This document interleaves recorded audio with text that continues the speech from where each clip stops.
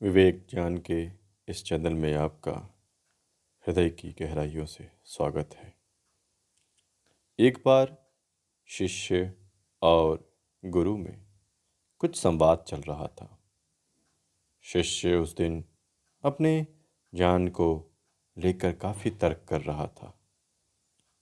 लोगों को समझाने, लोगों को सिखाने के ऊपर उसका काफ़ी फोकस था, उसका केंद्र बिंदु जा रहा था। यह सब कुछ गुरु देख रहे थे, सुन रहे थे। फिर उन्होंने शिष्य को रोकते हुए कुछ समझाया। उन्होंने कहा कि तुम जैसे लोगों में यही एक धुन सवार है, सिर्फ लेक्चर देना और दूसरों को समझाना। अपने को कौन समझाए, इसका ठिकाना नहीं। अरे समझाने वाले तुम हो कौन? जिनका संसार है वे समझाएंगे। जिन्होंने सृष्टि रची है, सूर्य, चंद्र, मनुष्य, जीव जंतु बनाए हैं, जीव जंतुओं के भोजन के उपाय सोचे हैं, उनका पालन करने के लिए माता पिता बनाए हैं, माता पिता में स्नेह का संचार किया है, वे समझाएंगे।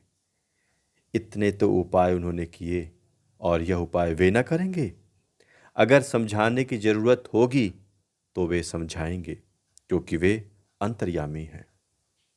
यदि मिट्टी की मूर्ति पूजने में कोई भूल होगी तो क्या वे नहीं जानते कि पूजा उन्हीं की हो रही है? वे उसी पूजा से संतुष्ट होते हैं। इसके लिए तुम्हारा सिर क्यों धमक रहा है? तुम यह चेष्टा करो जिससे तुम्हें ज्ञान हो, भक्ति हो, दूसरों के इतने ज्ञान देने में, उनको समझाने में माथा मत खपाओ। यह सुनकर शिष्य बड़े भाव में डूब गया। मन ही मन सोचने लगा कि जो मेरे गुरुदेव कह रहे हैं सही ही तो कह रहे हैं। मुझे दूसरों को समझाने की क्या जरूरत? क्या मैंने ईश्वर को जान लिया है या मुझ में उनके प्रति विशुद्ध भक्ति उत्पन्न हुई है?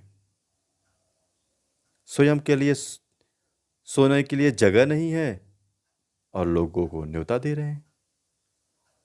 स्वयं कुछ ज्ञान नहीं, अनुभव नहीं और दूसरों को हम समझाने चले हैं।